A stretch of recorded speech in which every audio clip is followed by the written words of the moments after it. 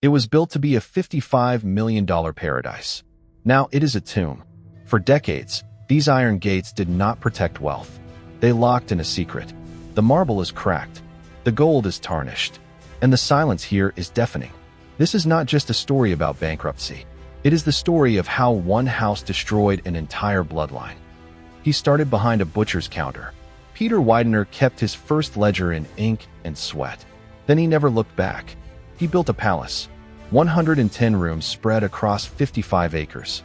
Lynnewood Hall, marble corridors, hand-painted ceilings, a private art collection that rivaled small museums. They entertained presidents and princes. The rooms smelled of wax and spice. Every surface spoke of money that seemed unstoppable. This was the American dream amplified, a promise written in stone. To live here was to be untouchable. But ocean is indifferent to wealth. And in a single night, the Widener family would learn that even palaces cannot hold back the sea. To design this beast, Widener did not hire European nobility. He hired a local Philadelphia boy, Horace Trumbauer, a high school dropout. But Trumbauer understood the one thing that mattered: ego. The price tag was staggering. $8 million in 1899. Adjusted for inflation, nearly $300 million today. $250 million poured into one house. The centerpiece was not a living room. It was the Great Hall, a double-height cathedral of marble and gold, designed for one purpose: intimidation. Widener did not want a home. He wanted a private museum that people could sleep in. The art collection. Lynnewood was not a house. It was a vault. Widener did not buy art to fit the walls. He built the walls to fit the art. This was not decoration. It was domination. Raphael, El Greco, Van Dyck. But the crown jewels were the Rembrandts.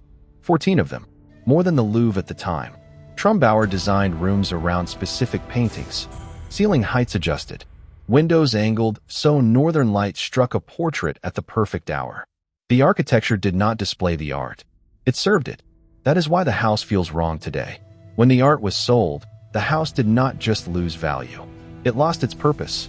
Without the paintings, the walls are just empty frames waiting for ghosts. In April 1912, George Widener and his son Harry boarded the Titanic. Peter did not go, not out of fear, because the house demanded him. He paced its corridors, waiting for one thing: a telegram. On April 14th, 1912, the Titanic did not feel doomed. It felt like a floating palace. First class celebrated. That evening, George Widener hosted a private dinner in the ship's most prestigious dining room. The guest of honor was Captain Edward J. Smith, the most respected man at sea, on what was meant to be his final voyage before retirement. Crystal glasses caught the light. Silverware gleamed. Electric chandeliers glowed. The richest people on Earth laughed while the Atlantic passed silently below. The irony is cruel. It was a celebration of wealth, mastery, and control, the exact illusions the ocean was about to destroy. George had brought his family, his wife Eleanor, and their 19-year-old son, Harry Elkins Widener. Harry was not a financier yet. He was a book collector, obsessed with rare editions, ideas that outlived men. His future was already written. The house, the fortune, Lynnewood Hall. Shortly before midnight, the vibration came. Not a crash, a hesitation. The engine slowed. Conversations paused. Deep inside the hull, steel tore open under pressure it was never meant to endure. At first, no one panicked. First class was told it was nothing. The band played on. Then the lifeboats appeared. That is where the story turns. When the order came, George and Harry did not argue. They did not run. They did not bribe. They helped Eleanor into lifeboat number 4. Then they stepped back. They could have fought. Others did. They could have forced their way in. Many tried. Instead, they chose differently. Eleanor later said George was calm. Harry kissed her goodbye. No speeches. No heroics.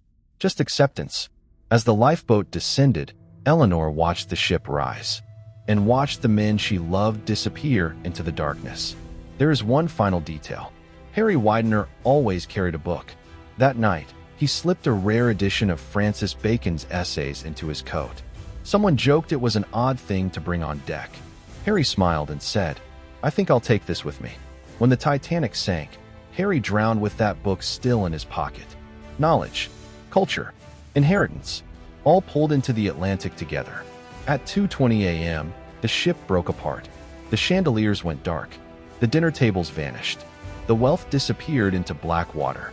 And thousands of miles away, inside a mansion built to last centuries, Peter Widener was still waiting for a telegram. The telegram came. Not rumors. Not hope. George Widener. Harry Elkins Widener. Names on a list. Names that would never walk through Lynnewood's doors again. When a house loses its heirs, its laughter leaves with them. Music becomes silence. Portraits remain. People vanish. Peter Widener lived his final years inside a tomb of his own making. The party stopped. The guests disappeared.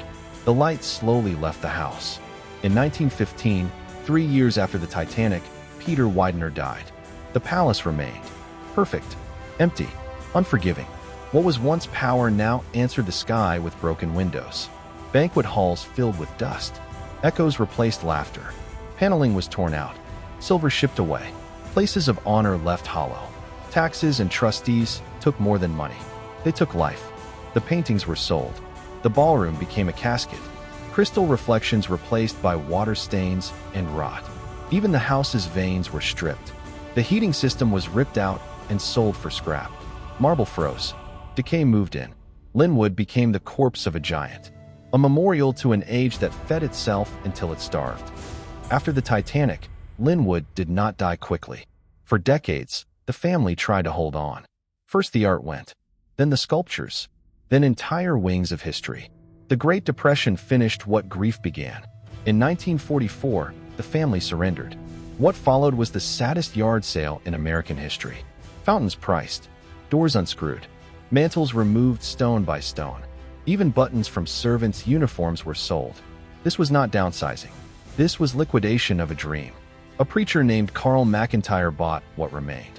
He turned the palace into a seminary. At first, it looked like salvation. But you cannot run a palace on faith. Heating bills crushed it. Repairs never stopped. So the house was cannibalized. Wood ripped out. Pipes scrapped. Iron gates vanished. The house was not renovated. It was harvested. By the late 20th century, only damage remained.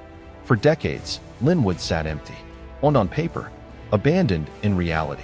Rain poured through broken roofs. Floors buckled. Trees grew where carriages once waited. The mansion became content. A ruin for clicks. A corpse without context.